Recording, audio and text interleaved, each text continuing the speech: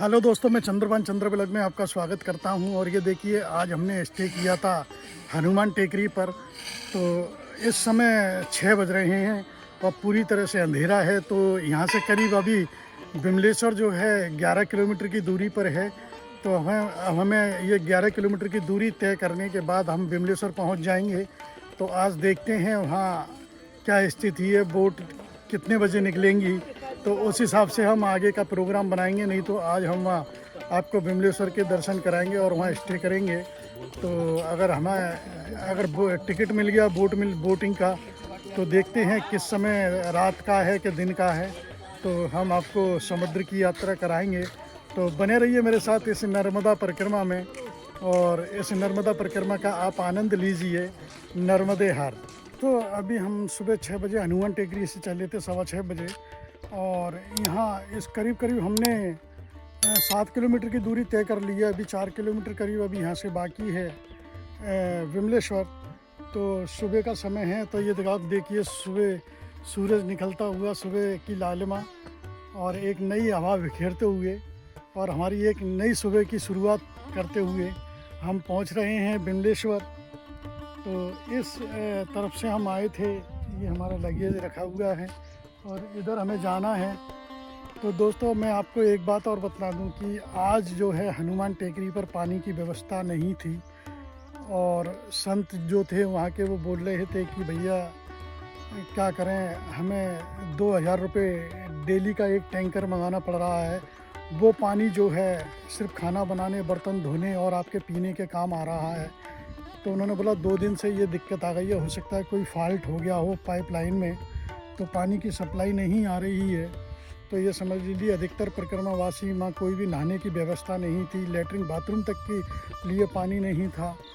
तो ये अब हम बगैर मुँह, आज हमने कुल्ला वगैरह, दांत वगैरह भी नहीं मांजे हैं, सिर्फ चाय पी करके हम वहाँ से चले हैं। तो हम विमलेश्वर में जा कर के देखते हैं कि हमें वहाँ व्यवस्था मिल जाएगी, तो वहीं स्नान वगैरह करेंगे। और फिर देखते हैं वहाँ से बोट किस समय जाएगी, उसके लिए फिर हमें टिकट भी बुक करना है।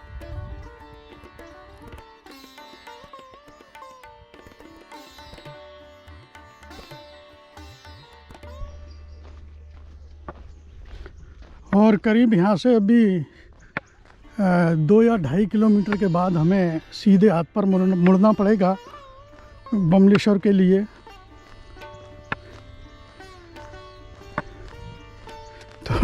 थोड़ा और इंतज़ार करते हैं और चलते हैं समुद्र तट की तरफ, विमलेश्वर की तरफ। बस उम्मीद यही रखते हैं कि वहाँ पर ऐसी व्यवस्था मिल जाए नहाने धोने के लिए, और पानी की व्यवस्था मिल जाए, तो स्नान वगैरह हो जाएगा हमारा। नहीं तो मालूम पड़ा कि हमें समुद्र भी वहाँ इसी तरह से आज पार करना पड़ेगा। एक बात और बतला दूं कि इस समय विमलेश्वर में भीड़ काफ़ी अधिक है। उसका कारण ये है कि जो भी पैदल परिक्रमार्थी चल रहे थे, अभी तक अलग अलग रूटों पे चल रहे थे। कोई 52 गजा से होके आ रहा था, कोई राजबर्डी होके आ रहा था, कोई जंगल वाले रास्ते से होके आ रहा है। और तो अंकलेश्वर से आने के बाद ये सब इकट्ठे हो जाते हैं एक ही रोड पर। सिर्फ यही रोड है वहाँ जाने का, विमलेश्वर जाने का। और रही दूसरी बात कि जो बस का टूर कराते हैं, तो वो बसें भी वहीं पहुँचती हैं। फिर प्लस उनकी सवारियाँ, उनके परिक्रमावासी, और फिर जितने भी बाइक वगैरह आती हैं, बाइक वाले और साइकिल वाले, और आपकी क्या कहते हैं, जो पर्सनल व्हीकल से आते हैं, जैसे कार वगैरह से आते हैं, टैक्सियों से आते हैं, वो लोग। आज तो वहाँ काफ़ी अधिक भीड़ हो जाती है। तो व्यवस्था थोड़ी बहुत वहाँ पर भी चरमराती है। इस समय हम रेवा संगम तीर्थ स्थल से करीब 1.5 किलोमीटर दूरी पर हैं। जो ये सीधा रोड जा रहा है, इससे आगे जो सीधे हाथ पर जो रोड है, हमें उधर मुड़ना है।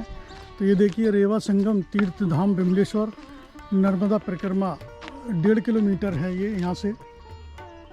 तो चलते हैं।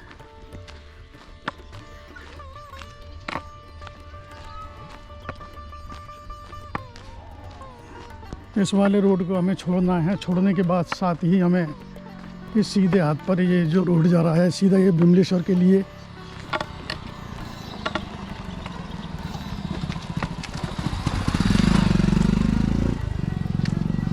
नर्मदा परिक्रमा देखिए साइकिल से हो रही है इनकी। ये 3 व्यक्ति आए हैं साइकिल से। नर्मदे हर महाराज। ये तीनों साइकिलिस्ट जो है परिक्रमा कर रहे हैं साइकिल से, तो ये महाराष्ट्र से हैं। और दोस्तों आखिर हम बमलेश्वर आ चुके हैं। ये देखिए बोर्ड भी लगा हुआ है यहाँ बमलेश्वर।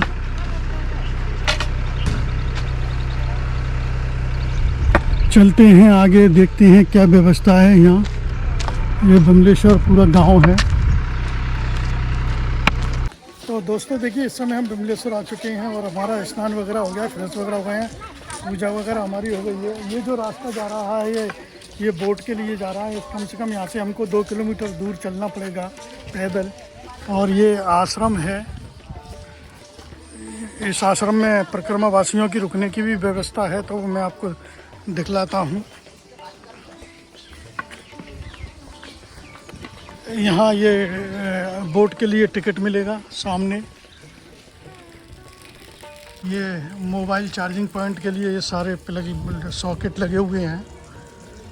और ये हॉल है। इस हॉल में परिक्रमावासियों की रुकने की व्यवस्था है।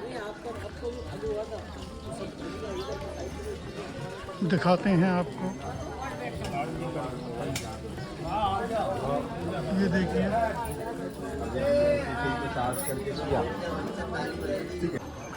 ये रेवा संगम तीर्थ धाम बमलेश्वर विकास मंडल ट्रस्ट, ये ट्रस्ट के द्वारा संचालित है। ये सामने मंदिर में दर्शन करते हैं सबसे पहले। देखिए मंदिर बहुत ही कितना सुंदर यह मंदिर बना हुआ है। ये शंख। चलते हैं मंदिर में दर्शन करने। बमलेश्वर में बहुत ही शानदार मंदिर है ये, जहाँ पर बमलेश्वर धाम है। ये चलते हैं नीचे, करीब से दर्शन करते हैं शंकर भगवान के, बमलेश्वर महादेव के।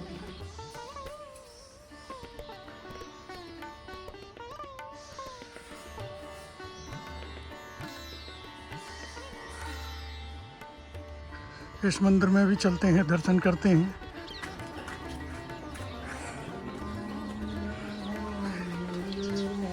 चलते हैं।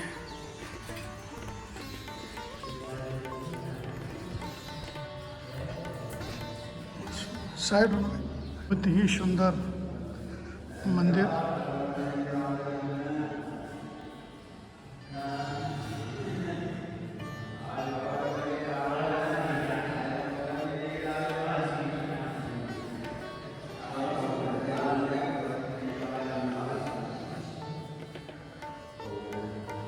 यहाँ लगभग सभी देवी देवताओं के मूर्तियाँ स्थापित हैं।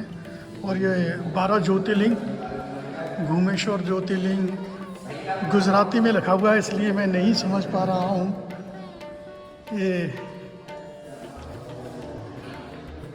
पार्वती माता जी, काशी विश्वनाथ, नागेश्वर, रामेश्वरम।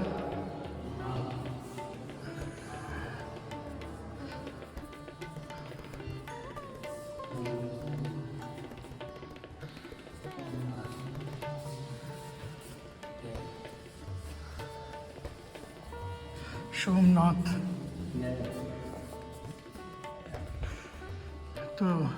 तो देखिए दोस्तों इस समय हमने बमलेश्वर में आपको इन मंदिरों में दर्शन कराए, बमलेश्वर महादेव के दर्शन कराए। और अब हम थोड़ा इंतज़ार करते हैं। 9 बजे के बाद यहाँ बोट का टिकट मिलेगा, तो टिकट लेते हैं। और अब हम रात को रुकेंगे नहीं, हो सकता है हम आज ही रत्ना सागर पार कर जाएं, रेवा संगम। तो इंतज़ार करते हैं। अभी विंडो बंद है, विंडो ओपन होगा जैसे ही हम बोट का टिकट ले लेंगे, जिसका प्राइस है 250 रुपये। अभी भोजन प्रसादी पाली थी। आज भोजन प्रसादी इन्होंने जल्दी इसलिए दे दिया क्योंकि बोट का समय जो है 12 बजे का है। 11 बजे हाई टाइड आने का वो है टाइम। तो 11 बजे करीब पानी आने के बाद ये 12 बजे वहाँ से बोट रवाना होगी। तो ये देखिए बस वगैरह, गाड़ियाँ वगैरह आ चुकी हैं। वो काफ़ी बस वगैरह यहाँ से जा चुकी हैं और इस तरह से ये बाज़ार है और हमारे ये सीधे हाथ पर ये रास्ता है। इस रास्ते से कम हमें 2 किलोमीटर चलना है पैदल। 2 किलोमीटर चलने के बाद वो जेटी का जो स्टैंड है, जहाँ प्लेटफॉर्म है, वहाँ पहुँचना है हमें। वहाँ इंतज़ार भी करना पड़ सकता है क्योंकि पानी किस समय अपना ऊपर आता है, हमें वहाँ इंतज़ार भी करना पड़ सकता है कि पानी समुद्र का किस समय वहाँ आता है। उसी समय बोट को चलाया जाएगा पानी में, नहीं तो बोट जो है कीचड़ में रहती हैं।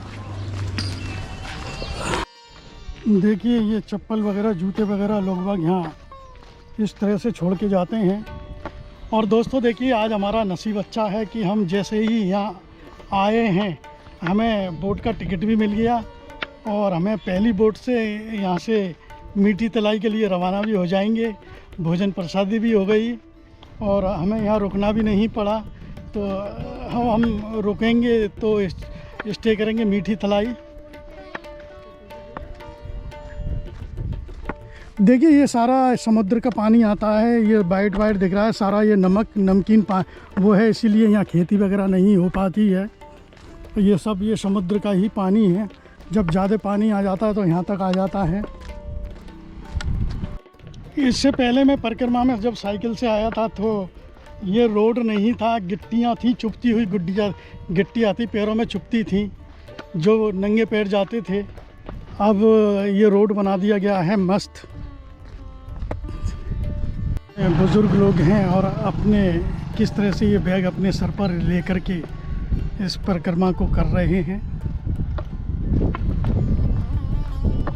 पानी आया नहीं है, ये देखिए खाली पड़ी है और ये सारे जूते चप्पल यहाँ छोड़ दिए हैं लोगों ने।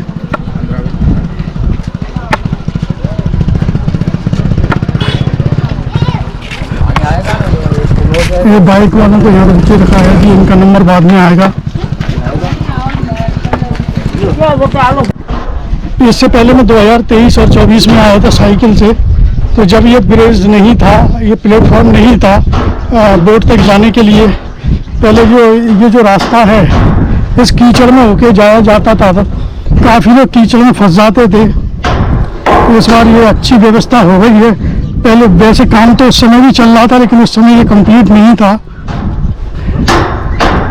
क्या है कि हम आज नर्मदा जी के अंतिम छोर रेवा सागर, रत्ना सागर में जहाँ उनका मिलन होता है उस तट पर आ गए हैं और उस तट को पार करने के बाद फिर हम उत्तर तट पर चलेंगे जहाँ से माँ नर्मदा जी का उद्गम स्थल है, जहाँ से नर्मदा जी निकलती हैं।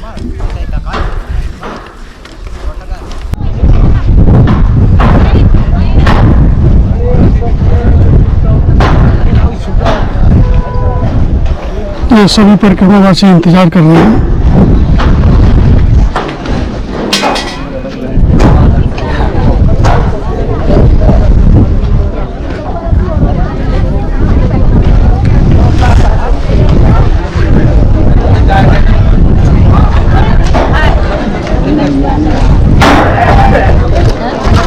और ये देखिए बोट जितनी भी हैं ये सब कीचड़ में लगी हुई है।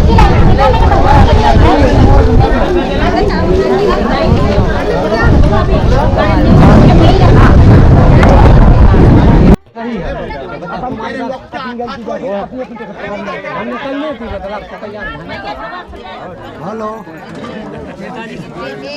जहाज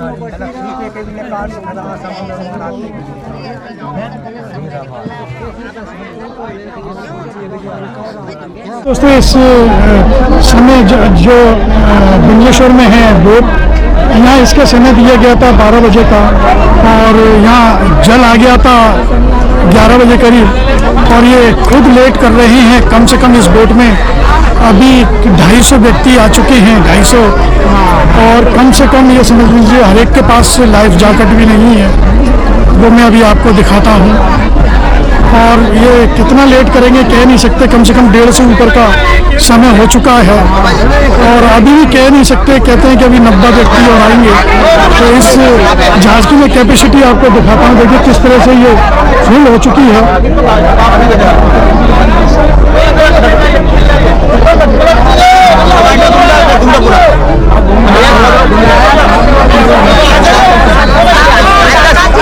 ये दूसरी बोट है। इस दूसरी बोट में भी अधिकतर परिक्रमा वासियों के पास लाइफ जैकेट नहीं है, तो यहाँ बिमलेश्वर में इस तरह से परिक्रमा वासियों को ले जाया जाता है। कोई घटना घटती है तो इसका कौन जिम्मेदार है?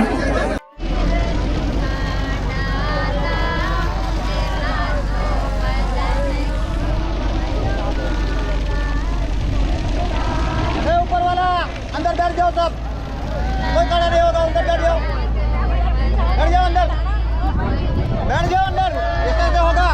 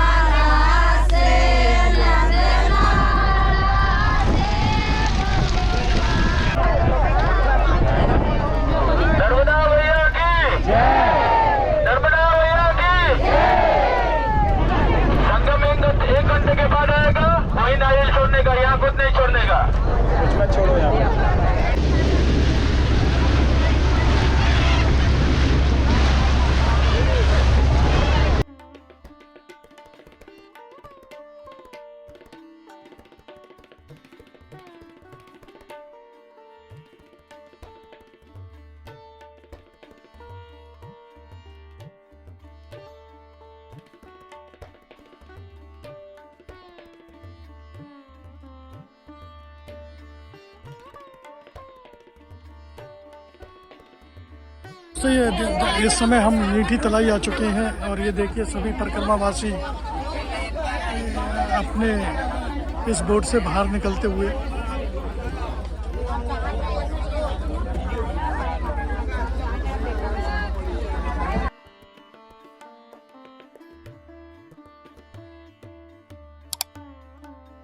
इस वाले जहाज से हम आए थे, वो सभी परिक्रमावासी मीठी तलाई आश्रम पर पहुंचते ही है।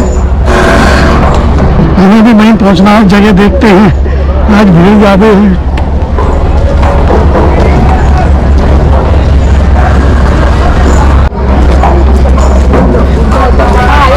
दोस्तों मीठी तलाई आश्रम में ये जो बसों के टूर ऑपरेटर हैं, ये उनके ग्रुप हैं, ये उनका खुद का अरेंजमेंट चलता है खाने का। और ये बहुत बड़े क्षेत्र में ये आश्रम है। जहाँ हम रुके हैं वो भी मैं आपको दिखाता हूँ। ये देखिए बस वाले हैं, ये अपना खाना खुद बना रहे हैं, हलवाई लेके चलते हैं। परिक्रमावासी कुछ बाहर भी हैं और ये इस रूम है, इस रूम में ये काफ़ी लोग हैं। ये मेरा आसन है।